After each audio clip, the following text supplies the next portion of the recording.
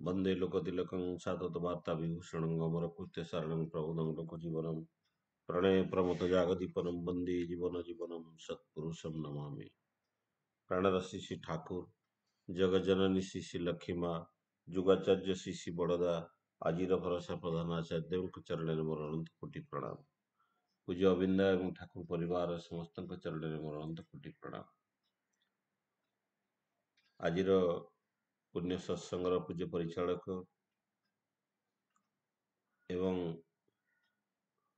ଉପସ୍ଥିତ ସମସ୍ତ ପୂତ ପାଞ୍ଜାଧାରୀ ରୀତିକ ମଣ୍ଡଳୀ ଅଧ୍ୟକ୍ଷ ମଣ୍ଡଳୀ ଯାଜକ ମଣ୍ଡଳୀ ସମସ୍ତଙ୍କୁ ମୋର ଆଭୂମିଷ୍ଠ ପ୍ରଣାମ ଜଣାଏ। ଉପସ୍ଥିତ ସମସ୍ତ ଗୁରୁ ଭାଇ ଗୁରୁ ମାତା ସାଧୁ ସଜ୍ଜନ ମଣ୍ଡଳୀ କୁନି କୁନି ପିଲାଏ ସମସ୍ତଙ୍କୁ ମୋର ପ୍ରୀତିପୂର୍ଣ୍ଣ ରାହ ଭରା ଜୟ ଗୁରୁ ଜଣାଏ। ଆଜିର ସତ୍ସଙ୍ଗରେ ଯୋଗ ଦେବା ପାଇଁ ଆମର ସମ୍ମାନୀୟ ରବି ଭାଇ କାଲି ଫୋନ କରିଥିଲେ। ଭାଦ୍ର ସତ୍ସଙ୍ଗର ଏଇ ଧାରାରେ ଯୋଗ ଦେବାର ସୁଯୋଗ ପାଇଛି। ତେଣୁ ପରମପିତାଙ୍କର ଏଇ ଯେଉଁ ଜନ୍ମ ମାସ, ଏଇ ଜନ୍ମ ମାସରେ ଆମେ ଆଜି ପ୍ରତି ନଗର ଗାଁ ସବୁଆଡ଼େ ଆଜି ସତ୍ସଙ୍ଗ ପରିଚାଳିତ ହେଉଛି।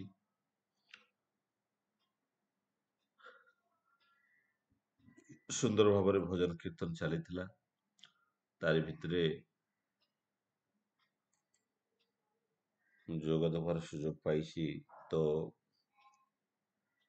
এই ଭାଦ୍ର ମାସ ଯେଉଁ ଜନ୍ମ ମାସ, ଠାକୁର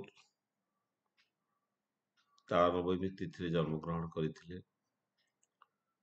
ଏବଂ ଯଦି ଦେଖାଯାଏ ରାମଚନ୍ଦ୍ର ମଧ୍ୟ ନବମୀ ତିଥିରେ ଜନ୍ମ ଥିଲା, କିନ୍ତୁ ଲୀଳାପୁରୁଷ ଶ୍ରୀକୃଷ୍ଣଙ୍କର ଅଷ୍ଟମୀ ତିଥିରେ ଜନ୍ମ। ଏଇ ଯେଉଁ ମାସ, ଇଏ ହେଉଛି ଏକ ପବିତ୍ର ମାସ। ସମସ୍ତଙ୍କର ଜନ୍ମ ଏଇ ପାଖାପାଖି ହିଁ। କିଛି ଦିନ ତଳେ ଶ୍ରୀକୃଷ୍ଣଙ୍କର ଜନ୍ମ ଉତ୍ସବ ଯାଇଥିଲା ଏବଂ ରାଧାଷ୍ଟମୀ ମଧ୍ୟ ଯାଇଛି। ରାଧାଙ୍କର ଜନ୍ମ ମାସ ଥିଲା। ଆଉ ଆଗାମୀ ମାସରେ 22 ତାରିଖରେ ବୋଧେ ରାମଚନ୍ଦ୍ରଙ୍କର ଜନ୍ମ। ଯାହା ବି ହଉ, ଆଜି ହେଉଛି ଚନ୍ଦ୍ରଗ୍ରହଣ। ଓଡ଼ିଶାରେ ସବୁ ଜାଗାରେ ଆଜି ପାଳନ କରାଯାଏ। এই ଗ୍ରହଣ ଯଦି ବିଶ୍ୱର ଲୋକମାନେ ଜାଣିବାର ସୁଯୋଗ ପାଇଛନ୍ତି ଏମିତି ଚନ୍ଦ୍ରଗ୍ରହଣ ହୁଏ ବୋଲି, ତା ବିଶେଷତଃ 2500 ବର୍ଷ ପୂର୍ବରୁ। ତା ପୂର୍ବରୁ ଚନ୍ଦ୍ରଗ୍ରହଣ କି ସୂର୍ଯ୍ୟପରାଗର ଜିନିଷ ଲୋକମାନଙ୍କୁ ଜଣା ନଥିଲା। କିନ୍ତୁ ଲୀଳାପୁରୁଷ ଶ୍ରୀକୃଷ୍ଣ ଯେତେବେଳେ ଆସିଥିଲେ ଆଜିକି 5200 ବର୍ଷ ତଳେ, ସେତେବେଳେ ଯେତେବେଳେ ଜୟଦ୍ରଥଙ୍କର ମାନେ ହତ୍ୟା କରାହେଲା, ମାନେ ଜୟଦ୍ରଥଙ୍କୁ ବଧ କରାହେଇଥିଲା, ସେଦିନ ମଧ୍ୟ ସୂର୍ଯ୍ୟପରାଗ ଥିଲା। ତେଣୁ ହଠାତ୍ କରି ଅନ୍ଧକାର ହେଇଗଲା, ଯୁଦ୍ଧ ବନ୍ଦ ହେଇଗଲା।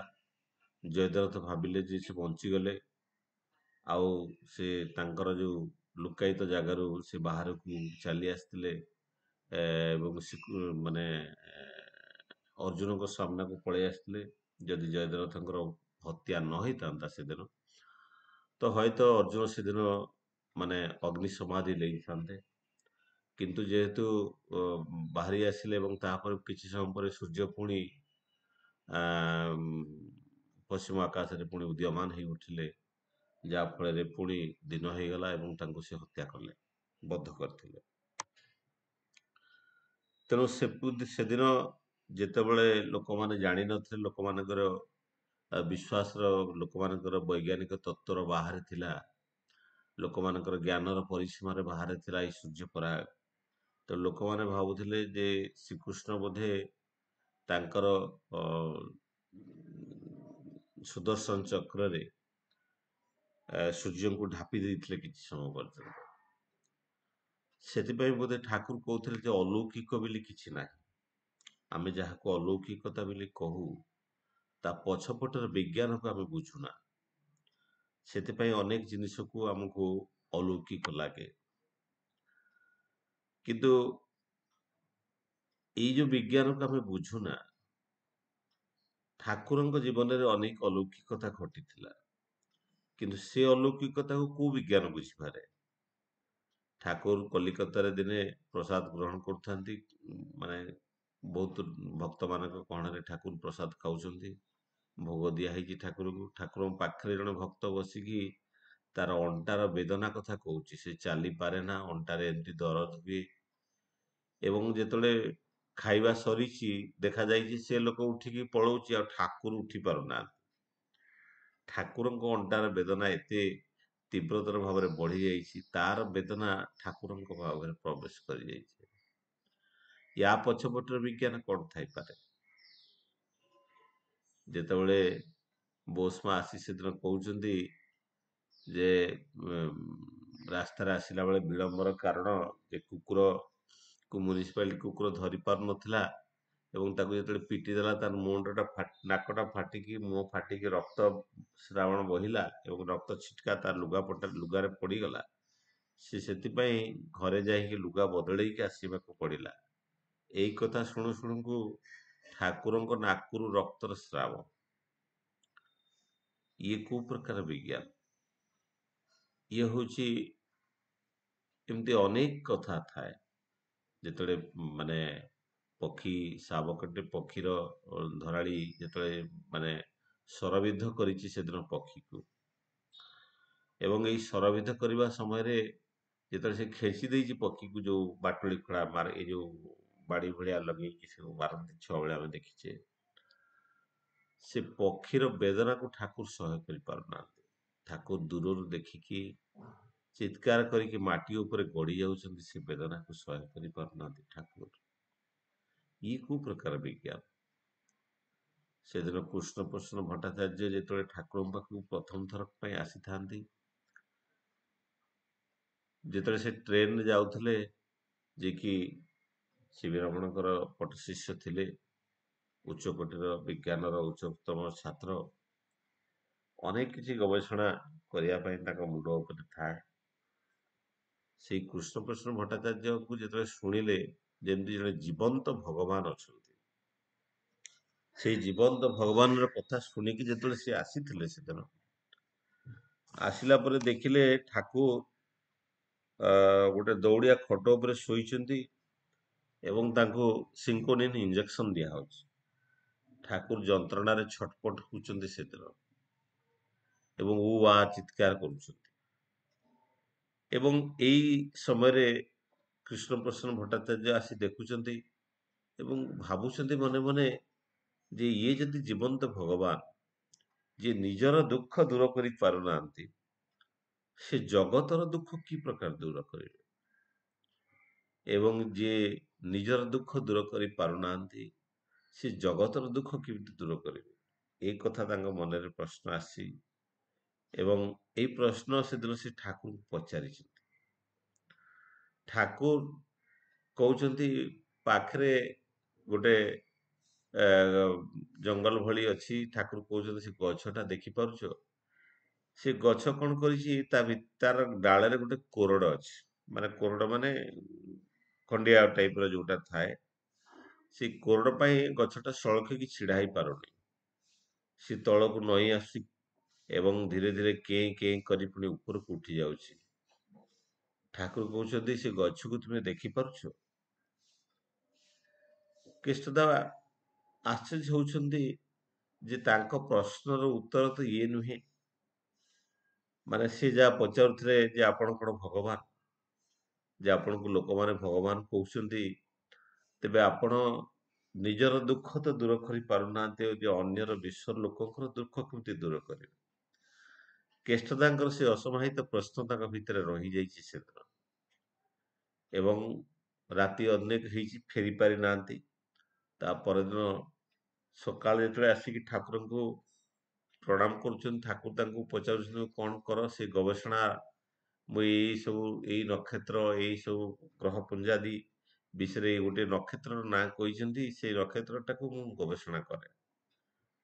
ଠାକୁର କହୁଛନ୍ତି ସେ ସେଦିନ ରାତିରେ ଖବର ନେଇଛନ୍ତି ଯେ ଠାକୁର କିଛି ପାଠ ପଢିନାହାନ୍ତି, ମାଟ୍ରିକ ବି ପାସ୍ କରିନାହାନ୍ତି, ଆଉ ଡାକ୍ତରୀ ପଢୁଥିଲେ ସେଟା ବି ପାସ୍ କରିନାହାନ୍ତି। ଏବଂ କେଷ୍ଟଦା ଯେତେବେଳେ ପଚାରୁଛନ୍ତି ଏଇ ମାନେ ଗୋଟେ ନକ୍ଷତ୍ରର ବିଷୟରେ ମୋର ଗବେଷଣା କରିବାର ଅଛି, ଠାକୁର କହୁଛନ୍ତି ସେ ନକ୍ଷତ୍ରର ଡିଷ୍ଟାନ୍ସ ପୃଥିବୀରୁ ଏତିକି ଦୂରରେ ଅଛି, ସେ ତାର ବ୍ୟାସାର୍ଦ୍ଧ ଏତିକି, ତା ଦେହରେ ଆଲୋକ ନାହିଁ, ଏବଂ ତାର ଯାବତୀୟ ଜିନିଷ ଠାକୁର ସେଦିନ କହିଯାଉଛନ୍ତି। କୃଷ୍ଣପ୍ରସନ୍ନ ଭଟ୍ଟାଚାର୍ଯ୍ୟ ସେଦିନ ଆଶ୍ଚର୍ଯ୍ୟ ହଉଛନ୍ତି ଯେ ଯୋଉ ଜିନିଷକୁ ଗବେଷଣା କରିବା ପାଇଁ ତାଙ୍କୁ ତାଙ୍କ ଜୀବନ ତମାମ ପରୀକ୍ଷା କରିବା ପାଇଁ ପଡିଥାନ୍ତା, ସେ ଜିନିଷ ଠାକୁର ମୁହଁରେ ଆକାଶକୁ ଅନେଇକି କହିଦେଇ ପାରୁଛନ୍ତି ଯେ ଏ ଗ୍ରହର ଉପସ୍ଥିତି କେତେ, ଗ୍ରହ କେତେ ଦୂରରେ ଅଛି। ସେ ସେଦିନ ଆଶ୍ଚର୍ଯ୍ୟ ହଉଛନ୍ତି ଏବଂ ତାପରେ ଶୂନ୍ୟ ଆକାଶକୁ ଚାହିଁ ଏ ପୃଥିବୀର ସମସ୍ତ ଗ୍ରହମଣ୍ଡଳର ସମସ୍ତଙ୍କ ଉପସ୍ଥିତି କଥା ଠାକୁର କହିପାରୁଛନ୍ତି, ଖାଲି ଆଖିରେ ଦେଖିପାରୁଛନ୍ତି।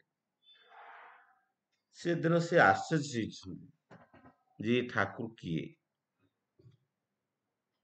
ଏବଂ ଠାକୁରଙ୍କର ପ୍ରତି ତାଙ୍କର ଯୋଉ ଧାରଣା ସେଦିନ ସେଇ ମୁହୂର୍ତ୍ତରେ ପରିବର୍ତ୍ତନ ହେଇଯାଇଛି। ଏବଂ ଯୋଉ ସାଇଣ୍ଟିଷ୍ଟଙ୍କ ଅଣ୍ଡରରେ ସେ ରହିକି ପରୀକ୍ଷା କରିଥାନ୍ତେ ଜୀବନ ସାରା, କହିଲେ ଯାହା ମୁଁ ପରୀକ୍ଷା କରିଥାନ୍ତି ଯଦି ଜଣେ ଖାଲି ଆଖିରେ ଦେଖିକି କହିଦେଇ ପାରୁଛି, ତେ ସିଏ କେଡେ ବଡ ବିଜ୍ଞାନୀ, କେଡେ ବଡ ପରମ ବିଜ୍ଞାନୀ, ଆଉ ତାଙ୍କ ପାଖରୁ ସେ ଆଉ ପଛକୁ ଫେରିକି ଯାଇନାହାନ୍ତି। ଏବଂ ଠାକୁର ଯିଏକି ଆଟମ କଣ, ଯୋଉ ଆଟମକୁ ଆଜି ବିଜ୍ଞାନ ଦେଖିବାର ସମ୍ଭବ ହେଇନି, ଆଜିର ବୈଜ୍ଞାନିକ ତଥାକଥିତ ବୈଜ୍ଞାନିକ ଯୋଉ ସେଇ ଆଟମକୁ ଦେଖିବାର ସାମର୍ଥ୍ୟ ତା ପାଖରେ ନାହିଁ, କିନ୍ତୁ ଠାକୁର ଆଟମ କଣ, ହାଇପର ଆଟମକୁ ମଧ୍ୟ ଦେଖିବାର କ୍ଷମତା ତାଙ୍କ ପାଖରେ ଥିଲା। ଯାହା ଠାକୁର କହୁଥିଲେ ଯେ ଇଲେକ୍ଟ୍ରନ ପ୍ରୋଟନ ମାନଙ୍କର ଯୋଉ ନର୍ତ୍ତନ, ଯୋଉ ନାଚ, ଯାହା ପରେ କ୍ୱାଣ୍ଟମ ଫିଜିକ୍ସ ନାମରେ ପରିବେଷିତ ହେଇଥିଲା, ଏବଂ ଠାକୁରଙ୍କର ଏଇ କଥାକୁ ସେଦିନ ତୋଳି ଧରିଛନ୍ତି। ଠାକୁରଙ୍କର ଯୋଉ ସ୍ପିରିଚୁଆଲ ଏକ୍ସପିରିଏନ୍ସ ଅଛି, ଯୋଉ କସ୍ମିକ କନସିୟସନେସ୍ ଅଛି, ଯୋଉ ୟୁନିଭର୍ସାଲ କନସିୟସନେସ୍ ଅଛି, ବିଶ୍ୱ ଚେତନାକୁ ଆମେ ଯାହା କହିପାରୁ,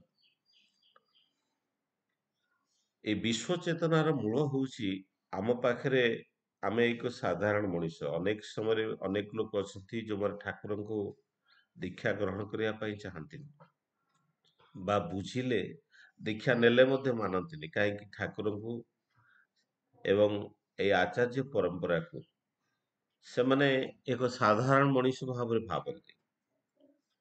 କିନ୍ତୁ ବାସ୍ତବିକତା ଯଦି ଦେଖାଯାଏ ଯେ ଠାକୁରଙ୍କୁ ବୁଝିବା ଆମର ଏଇ ଭାବନାତୀତ କଣ୍ଡିସନ, ଆମର ଚିନ୍ତା, ଯାହା ସଙ୍ଗୀତରେ ଆମେ ଗାଉ ଆବାସ ମାନସ ଗୋଚର, ତେଣୁ ଇଏ ବୁଝିବାଟା ଅସମ୍ଭବ। କାରଣ ଠାକୁରଙ୍କ ଆମ ଯୋଉ ଶରୀର ଅଛି, ଏଇ ଶରୀର ଭିତରେ ଆମର ଚେତନା ଅଛି। ଏଇ ଯୋଉ ଚେତନା ଅଛି ସେଟାକୁ ଆମେ କନସିୟସନେସ୍ କହିପାରୁ। ଏଇ ଚେତନା ଏଇ ଚେତନାଟା ବିଭିନ୍ନ ପ୍ରକାର ଚେତନା ଅଛି। କନସିୟସନେସ୍, ସବକନସିୟସନେସ୍, ସୁପର କନସିୟସନେସ୍, ଅନକନସିୟସନେସ୍, ଏମିତି ବିଭିନ୍ନ ପ୍ରକାର ଚେତନା ଅଛି। ତେଣୁ ଯୋଉ ଚେତନା ବଳରେ ଆମେ ଦେଖିକି ଚିହ୍ନି ପାରୁ ଲୋକଙ୍କୁ, କଥା ଶ୍ରବଣ କରିକି ଶୁଣିପାରୁ, ନାକ ଦ୍ୱାରା ଶୁଙ୍ଘି ପାରୁ, ପାଟି ଦ୍ୱାରା ସ୍ୱାଦ ଗ୍ରହଣ କରି ଜାଣିପାରୁ, ଇଏ ହଉଛି ଚେତନା। ଆ ସହିତ ଏଇ ଯୋଉ ଚେତନା ବଳରେ ମୁଁ ମୋ ଶରୀରର କୌଣସି ଅଙ୍ଗର ଯନ୍ତ୍ରଣା ହୁଏ, ମୁଁ ତାକୁ ଅନୁଭବ କରିପାରେ, ଇଏ ହଉଛି ମୋର ଚେତନା। ମୋ ହାତରେ ଯଦି କୋଉଠି କଣ୍ଟାଟେ ଲାଗିଯାଏ, କି ଗୋଡରେ ମୋର କଣ୍ଟାଟେ ଲାଗିଯାଏ, ତାର ଯନ୍ତ୍ରଣାଟାକୁ ମୁଁ ଅନୁଭବ କରିପାରେ, ଇଏ ମୋର ବ୍ୟକ୍ତିଗତ ଚେତନା। କିନ୍ତୁ ଏଇ ଚେତନାର ଊର୍ଦ୍ଧ୍ୱରେ ମୋ ପାଖରେ ଆଉ ଗୋଟେ ଚେତନା ଅଛି, ମୋ ପାଖରେ ଆଉ ଗୋଟେ ଚେତନା ନାହିଁ, ତା ହଉଛି ମୋ ସ୍ତ୍ରୀର ଅଣ୍ଟା ପେନ୍ କରେ, ବେକମୂଳ ପେନ୍ କରେ। ମୁଁ ତା କଷ୍ଟଟାକୁ ଏଇଥିପାଇଁ ଅନୁଭବ କରେ ଯେ ମୋର ବି କାଲି ବେକ ବିନ୍ଧିପାରେ କି ଅଣ୍ଟା ପେନ୍ କରିପାରେ। ପେନ୍ କଲେ ମୋତେ କେତେ କଷ୍ଟ ହବ। ତେଣୁ ସ୍ତ୍ରୀର କଷ୍ଟଟାକୁ ମୁଁ ବୁଝିପାରେ। କିନ୍ତୁ ତାର ବେଦନାଟାକୁ ମୁଁ ଅନୁଭବ କରିପାରେ ନା। ତାର ଯୋଉ ବେଦନା ହଉଛି, ସେ ବେଦନାଟାକୁ ମୁଁ ଅନୁଭବ କରିପାରେ ନା। କାରଣ ମୋ ପାଖରେ ସେ ବିଶ୍ୱ ଚେତନା ନାହିଁ, ବା କସ୍ମିକ୍ କନସିୟସନେସ୍ ବା ୟୁନିଭର୍ସାଲ କନସିୟସନେସ୍ ଟା ମୋ ପାଖରେ ନାହିଁ। ଯାହା ମୁଁ ଉଦାହରଣ କହୁଥିଲି, ଠାକୁର ଅନେକ ଜିନିଷ ଘଟିଛି। ଠାକୁରଙ୍କ ପାଖକୁ ଯେତେ ଭକ୍ତ ଆସିଛନ୍ତି, ଯେତେବେଳେ ସିଏ ତାଙ୍କର ବେଦନାର କଥା କହନ୍ତି, ତାଙ୍କର ଯାତନାର କଥା କହନ୍ତି, ସେଇ କଷ୍ଟଟା ଠାକୁର ନିଜ ଶରୀରରେ ଅନୁଭବ କରନ୍ତି। କାରଣ ଠାକୁରଙ୍କ ପାଖରେ ସେ ବିଶ୍ୱ ଚେତନା ଥିଲା, କସ୍ମିକ୍ କନସିୟସନେସ୍ ଥିଲା। ଆଚାର୍ଯ୍ୟ ପରମ୍ପରା ମଧ୍ୟ ଭିତରେ ମଧ୍ୟ ଦେଖାଯାଏ। ମୁଁ ଦିନେ ଆଲୋଚନାରେ ଶୁଣୁଥିଲି, ଆମର ଯୋଉ ସରୋଜ ମହାନ୍ତିଙ୍କର ଆଲୋଚନା, ତାଙ୍କ ଝିଅର ଆଖି ଛୁଆବେଳୁ ପୁରା ଲାଲ ଲାଲ ହେଇକି ପାଣି ଗଡେ, ଫୁଲିକି ଥାଏ। ଝାରସୁଗୁଡାରେ ଯେତେବେଳେ ବଡଦା ଅବସ୍ଥାନ କରୁଥିଲେ, ବଡଦାଙ୍କୁ ଯେତେବେଳେ ସେ ନିବେଦନ କରିଛନ୍ତି, ବଡଦା ତା ପରଦିନ ଯିବାର ଥିଲା କଲିକତା, ଏବଂ ଯେତେବେଳେ ନିବେଦନ କରିଛନ୍ତି, ଦେଖାଯାଇଛି ତାଙ୍କ ଝିଅର ଆଖି ଭଲ ହେଇଯାଇଛି। କିନ୍ତୁ ତା ପରଦିନ ସକାଳେ ବଡଦା ଯୋଉ ଯିବାର ଥିଲା, ସେ ଆଉ ଯାଇପାରୁନାହାନ୍ତି। କାରଣ ତାଙ୍କ ଆଖି ମଧ୍ୟ ଫୁଲିକି ଲାଲ ହେଇଯାଇଛି। ଏଇ ଯୋଉ ବିଶ୍ୱ ଚେତନା, ଏ ଆଚାର୍ଯ୍ୟ ପରମ୍ପରା ଭିତରେ ବି ଦେଖାଯାଏ। ଏଇ ଯୋଉ ବିଶ୍ୱ ଚେତନାଟାକୁ ଆମେ କହୁ, ଯଦି ଆମେ କହୁ ଏଇ କସ୍ମିକ୍ କନସିୟସନେସ୍ ଯାହାକି ଠାକୁରଙ୍କ ପାଖରେ ଥିଲା, ସେଥିପାଇଁ କସ୍ମିକ୍ କ୍ରାଡେଲ ବୋଲି ଗୋଟେ ବହି ଥିଲା, ଯୋଉ ବହିରେ ଏଲିଜାବେଥ କାର୍ମେନ ଆଉ ଜେ କାର୍ମେନ 599 ନମ୍ବର ପୃଷ୍ଠାରେ ଲେଖିଥିଲେ ଯେ ଠାକୁର ଅନୁକୂଳ ଚନ୍ଦ୍ର ହଉଛନ୍ତି ଇଏ ସୃଷ୍ଟିର ସ୍ରଷ୍ଟା, ଏବଂ ଏ ସୃଷ୍ଟିକୁ ନିଜ ଆଖିରେ ଦେଖିଥିବା ମଣିଷ। ସେ କହୁଛନ୍ତି Thakur is the observer of the entire process of the creation, from the prime individual to involve the vast universe. ଏ ଯୋଉ ବିଶ୍ୱଟା ତିଆରି ହେଇଛି, ସବୁ କିଛି ଠାକୁର ଅବଜର୍ଭ କରିଛନ୍ତି। And Thakur can see the atom and hyperatom, and he is the ultimate point, and he has the cosmic power, cosmic soul, and he can understand everything in this universe. ଜଣେ advocate ଯେତେବେଳେ ଆସିଥିଲେ, ଯିଏକି 50,000 ଟଙ୍କା ନଉଥିଲେ, fees ଥିଲା ତାଙ୍କର, ବଡଦାଙ୍କର case ଲଢୁଥିଲେ, ଏବଂ ସିଏ ଅବଜର୍ଭ କରୁଥିଲେ ଯେ ଠାକୁରଙ୍କର ଦିଟା ରୂପ ଅଛି। ଗୋଟେ ହଉଛି ତାଙ୍କର ମାଇକ୍ରୋସ୍କୋପିକ ବଡି, ଆଉ ଗୋଟେ ହଉଛି ମାକ୍ରୋସ୍କୋପିକ ବଡି, ସ୍ଥୂଳ ଏବଂ ସୂକ୍ଷ୍ମ ରୂପ।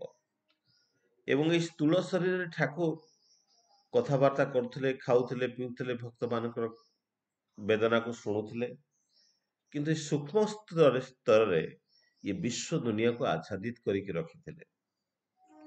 ଏ ବିଶ୍ୱ ଦୁନିଆକୁ କସ୍ମିକ ପାୱାର, ଯୋଉ ତାଙ୍କର ଯୋଉ ମାଇକ୍ରୋସ୍କୋପିକ ଷ୍ଟ୍ରକ୍ଚର, ସୂକ୍ଷ୍ମ ଅବସ୍ଥାରେ ଏ ସାରା ବିଶ୍ୱ ଦୁନିଆକୁ ସେ ଆଚ୍ଛାଦିତ କରିକି ରଖିଥିଲେ। ଠାକୁର କହୁଥିଲେ ଇଏ ଜିଅନ୍ତା ପୃଥିବୀଟା ହଉଛି ଶବ୍ଦର ଘନାୟିତ ରୂପ, କାରଣ ସବୁକିଛି ସେଇ ଶବ୍ଦର ସୃଷ୍ଟି। ଆଉ ଏ ଶବ୍ଦ ସୃଷ୍ଟି ହବା ପାଇଁ କମ୍ପନର ଆବଶ୍ୟକ ପଡେ। ମୁଁ ଯୋଉ ଶବ୍ଦ କହୁଛି,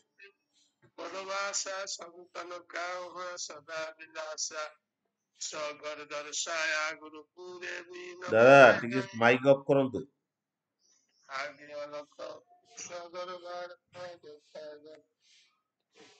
ରବିଦା, ତେବେ ଏଇ ଯୋଉ କନସିୟସନେସ୍ ଟା ଥିଲା, ଯୋଉ ମାନେ କସ୍ମିକ କନସିୟସନେସ୍ ଠାକୁରଙ୍କ ପାଖରେ ଥିଲା, ଠାକୁର ପିଲାବେଳୁ ଅନୁଭବ କରୁଥିଲେ। ଠାକୁର ଯେତେବେଳେ ଛୋଟ ପିଲା ଥିଲେ, ସେ ସମୟରେ ସେ କହୁଥିଲେ ଯେ ସାରା ବିଶ୍ୱ ଦୁନିଆଟା ଏ ଆଲୋକ କଣିକାରେ, ଡାର୍ଜିଲିଂ ପାର୍ଟିକିଲ୍ସରେ ପରିଣତ ହେଇକି ଇ ତାଙ୍କ ଚାରିପଟରେ ଘୂର୍ଣ୍ଣାୟମାନ ଅବସ୍ଥାରେ ଥାଏ, ଏବଂ ସିଏ ଏଇ ଯୋଉ ଚାରିପଟରେ ଘୁରେ, ସେ ତାଙ୍କୁ ଅନୁଭବ କରିପାରୁଥିଲେ। ତ ଠାକୁରଙ୍କ ପାଖରେ ଯୋଉ କନସିୟସନେସ୍ ଟା ଥିଲା, ଯାହା ଠାକୁରଙ୍କର ସେ ଯୋଉ ମାନେ ବିଶ୍ୱ ଚେତନା କଥା କହୁଥିଲି, ସେଥିପାଇଁ ଏଇ ଯୋଉ ଶବ୍ଦ ମାନେ ଶବ୍ଦର ଘନାୟିତ ରୂପ, ଏଇ ଯୋଉ ଶବ୍ଦ ଆଦି ଶବ୍ଦ ଯାହା ଓଙ୍କାର ବୋଲି କୁହାଯାଏ, ସେଇ ଶବ୍ଦ ମୁଁ ଯେତେବେଳେ କଥା କହୁଛି ଯୋଉ ଶବ୍ଦ ଉଚ୍ଚାରଣ କରୁଛି ମୋ ପାଟି ଭିତରେ ଏକ କମ୍ପନ ତିଆରି କରୁଛି, ସେଇ କମ୍ପନଟା ଶବ୍ଦରେ ପରିଣତ ହଉଛି। ତେଣୁ ଏଇ ଯୋଉ ଆଦି ଶବ୍ଦ ଯୋଉଟା ତିଆରି ହେଇଥିଲା, ଯୋଉ ଶବ୍ଦର ଘନାୟିତ ରୂପରେ ଏ ସାରା ବିଶ୍ଵ ଦୁନିଆଟା ତିଆରି, ସେଇଥିପାଇଁ ଏକ କମ୍ପନର ଆବଶ୍ୟକ ପଡିଥିଲା। ସେଇ ଯୋଉ କମ୍ପନ ଥିଲା, ସେଇ କମ୍ପନ ଯୋଉ ପ୍ରଥମ କରି ଯୋଉ କମ୍ପନ ସୃଷ୍ଟି ହେଇଥିଲା, ସେଇ କମ୍ପନଟା ଆଜି ପର୍ଯ୍ୟନ୍ତ ବି ତ୍ୱରାଙ୍ଗାୟିତ ଅବସ୍ଥାରେ ପୃଥିବୀରେ ଅଛି। ଆଉ ସେଇ କମ୍ପନ ର ସେଇ ସ୍ପନ୍ଦନକୁ ନେଇକି ଠାକୁର ନାମ ତିଆରି କରିଛନ୍ତି। ଏ ନାମ ହଉଛି ଏକ ସ୍ପନ୍ଦନାତ୍ମକ ପ୍ରତିଛବି। ସେ ଆଦି ସ୍ପନ୍ଦନ। ଆମେ ଯଦି ପୋଖରୀକୁ ଗୋଟେ ଟେକାଟେ ପକଉ, ସେ ଟେକାଟାରେ ଯୋଉ ତରଙ୍ଗ ସୃଷ୍ଟି ହୁଏ ପୋଖରୀର କୂଳ ପର୍ଯ୍ୟନ୍ତ ଆସିଯାଏ, କିନ୍ତୁ ଆମେ ତାକୁ ହୟତ ଦେଖି ପାରୁନା। ତା ମାନେ ସେ ଆଦି କମ୍ପନ ଯୋଉ ତିଆରି ହେଇଥିଲା, ସେଇ କମ୍ପନ ଆଜି ମଧ୍ୟ କମ୍ପାୟିତ ହେଇକି ଅଛି। ଆଉ ସେଇ ଆଦି କମ୍ପନକୁ ନିଜ ଶରୀର ଭିତରେ କମ୍ପାୟିତ କରିକି ରଖିବା ପାଇଁ ସେଇ ଯୋଉ କସ୍ମିକ ପାୱାରକୁ ନିଜ ଭିତରେ ଜାଗ୍ରତ କରିବା ପାଇଁ ଠାକୁର ଏ ନାମର ବ୍ୟବସ୍ଥା କରିଛନ୍ତି। ସେଥିପାଇଁ ଠାକୁର କହୁଥିଲେ the call of your sound reaches to me because I am the sound. ସେଥିପାଇଁ ଠାକୁର ଯେତେବେଳେ ଲାଲ ବାହାଦୁର ଶାସ୍ତ୍ରୀଙ୍କର ଦେହାନ୍ତ ହେଇଥିଲା ରାତି 2 ବଜେ, ଯେ କି ଯେତେବେଳେ କି ଭାରତରେ ଦିନ 12 ବାଜିଥିଲା, ଠାକୁର ଏଇଠି ପାବନ ଆଶ୍ରମରେ ବସିକି ଜାଣି ପାରୁଥିଲେ ଯେ ଶାସ୍ତ୍ରୀଜୀ ଚଲେ ଗଏ ବୋଲି ଠାକୁର କହୁଥିଲେ। ଦେଓଘର ଆଶ୍ରମରେ ଥିଲେ ସେତେବେଳେ, ଯେ ଶାସ୍ତ୍ରୀଜୀ ଚଲେ ଗଏ। ତେଣୁ ଶାସ୍ତ୍ରୀଜୀଙ୍କର ଚଲେ ଗଏ ଏଇ ଯୋଉ କଥା, ଏଇ କଥା ଦେଖନ୍ତୁ, ସେ ରାତି 2 ବଜେ ଘଟିଛି। ହୟତ ଶେଷ ମୁହୂର୍ତ୍ତରେ ଲାଲ ବାହାଦୁର ଶାସ୍ତ୍ରୀଜୀ ଠାକୁରଙ୍କୁ ମନେ ପକେଇଥିବେ, କାରଣ ତାଙ୍କୁ ଯୋଉ ଦଣ୍ଡ ଦିଆଯାଇଥିଲା ତାଙ୍କ ସ୍ତ୍ରୀ ଯେତେବେଳେ ଆଣିଲେ ସେ ତାକୁ ଫେରେଇ ଦେଇଥିଲେ। ଠାକୁର କହିଥିଲେ ଯୁଆଡେ ଗଲେ ଦଣ୍ଡ ନେଇକି ଯିବା ପାଇଁ। ଯୋଉମାନେ ଗୁରୁଙ୍କର କଥାକୁ ଅବମାନନା କରିଛନ୍ତି, ଗୁରୁଙ୍କ କଥାକୁ ସେ ମାନି ନାହାନ୍ତି, ସେମାନେ ତାଙ୍କର ମୃତ୍ୟୁରୁ ମଧ୍ୟ ବଞ୍ଚି ପାରିନାହାନ୍ତି। ଆପଣ ମନମୋହନ ମାଙ୍କ କଥା କୁହନ୍ତୁ, ଅନନ୍ତ ମହାରାଜ କଥା କୁହନ୍ତୁ, ଆଉ କିଶୋରୀ ମୋହନ କଥା କୁହନ୍ତୁ, ଏ ସମସ୍ତେ ଠାକୁରଙ୍କର କଥାକୁ ଲାଷ୍ଟ ମୋମେଣ୍ଟରେ ଅବମାନନା କରିଛନ୍ତି, ମାନି ନାହାନ୍ତି ଯେତେବେଳେ ମୃତ୍ୟୁ ଆସିଛି। ଚିତ୍ତରଞ୍ଜନ ଦାସଙ୍କ କଥା ବି ମତେ କୁହନ୍ତୁ, ଅନେକଙ୍କ ଜୀବନରେ ସେଇ ଯୋଉ ଠାକୁରଙ୍କ ନିର୍ଦ୍ଦେଶକୁ ଯେତେବେଳେ ପଢି କରିନାହାନ୍ତି, ସମସ୍ତେ ମାନେ ଶେଷ ମୁହୂର୍ତ୍ତରେ ମୃତ୍ୟୁର ଶିକାର ହେଇଛନ୍ତି। ତେଣୁ ବାସ୍ତବିକତାକୁ ଯଦି ଆମେ ଦେଖୁ, ଏଇ ଯୋଉ କଣ୍ଡିସନ ଆସେ ମଣିଷର, ସେଇ କଣ୍ଡିସନଟା ମଣିଷକୁ ଅନେକ ଅନେକ ସମୟରେ କଣ କରେ ନା ଦୁଃଖ ବେଦନା ଭିତରକୁ ନେଇଯାଏ।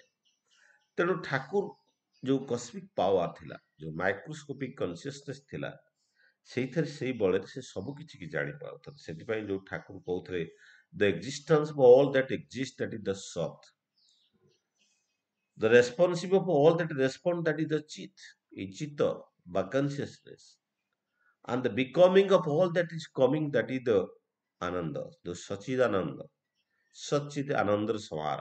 ତା ହିଁ ଠାକୁରଙ୍କ ସେଇ ଯୋଉ ଶ୍ରୀ ବିଗ୍ରହ ଅବସ୍ଥା, ସେଇଥିରେ ହିଁ ସବୁ କିଛି ଆନନ୍ଦ ଥିଲା। ତେଣୁ ଆମେ ତାଙ୍କୁ ଆମେ ଜୀବନରେ ପାଇଛେ, ଆମେ ପରମ ସୌଭାଗ୍ୟ ଆମ ଜୀବନରେ ଯେ ଆମେ ତାଙ୍କୁ ଜୀବନରେ ଗ୍ରହଣ କରିଛୁ ଗୁରୁ ରୂପରେ। ସିଏ କୌଣସି ସିଦ୍ଧ ଗୁରୁ ନୁହନ୍ତି, ଯେମିତି କି ତପସ୍ୟା କରିକି ସାଧନା କରିକି ସେ ଗୁରୁ ହେଇନାହାନ୍ତି। ସେ ହଉଛନ୍ତି ଇଷ୍ଟ ଗୁରୁ। ଇଷ୍ଟ ଯିଏ ଗୁରୁ, ସିଏ ଇଷ୍ଟ ଗୁରୁ ଜନ୍ମ ସିଦ୍ଧ, ସେ ଜନ୍ମରୁ ସିଦ୍ଧ। ଠାକୁର କୌଣସି ମେଡିଟେସନ ଇଏ ସିଏ କରିକି ଗୁରୁ ହେଇନାହାନ୍ତି। ଇଷ୍ଟ ଗୁରୁ ଜନ୍ମ ସିଦ୍ଧ, ମନ୍ତ୍ର ପ୍ରତୀକ ତିନି, ସେହି ମନ୍ତ୍ରର ପ୍ରତୀକ, ସେ ମନ୍ତ୍ର ନେଇକି ଆସିଛନ୍ତି। ସିଦ୍ଧ ଗୁରୁ ତାକେଇ ବୋଲେ ସାଧନା ସିଦ୍ଧ ଚିନି, ଯିଏ ସାଧନା ସିଦ୍ଧ କରିକି ହେଇଛନ୍ତି ସେମାନେ ସିଦ୍ଧ ଗୁରୁ। କିନ୍ତୁ ଠାକୁର ହଉଛନ୍ତି ଇଷ୍ଟ ଗୁରୁ। ସିଦ୍ଧ ଗୁରୁ ଅନେକ ମିଳିବେ, କିନ୍ତୁ ଇଷ୍ଟ ଗୁରୁ ପୃଥିବୀରେ ମିଳିବାଟା ବହୁତ କଷ୍ଟ। ଆମେ ଠାକୁରଙ୍କୁ ପାଇଛେ, ଆମେ ପରମ ସୌଭାଗ୍ୟ। ତ ସମୟ ତ ହେଇଯାଇଛି, ସମସ୍ତଙ୍କର ଶାନ୍ତି ସୁସ୍ଥି ପାଇଁ ପରମ ପିତାଙ୍କ ନିକଟରେ ପ୍ରାର୍ଥନା କରି ମୋର ଏଇ ବକ୍ତବ୍ୟକୁ ଏଇଠି ବିରାମ ଦଉଛି। ବନ୍ଦେ ପୁରୁଷୋତ୍ତମ, ବନ୍ଦେ ପୁରୁଷୋତ୍ତମ। ଆଉ ଅଭୟଦାଙ୍କୁ ପ୍ରଣାମ କରୁଛି। ଜୟ ଗୁରୁ, ଜୟ ଗୁରୁ ଜଗନ୍ନାଥ। ଜୟ ଗୁରୁ, ଜୟ ଗୁରୁ। ଆମର କାର୍ତ୍ତିକ ଜରା ଜୟ ଗୁରୁ ସୁନ୍ଦର ଭାବରେ ଇଷ୍ଟକ ସମାପ୍ତ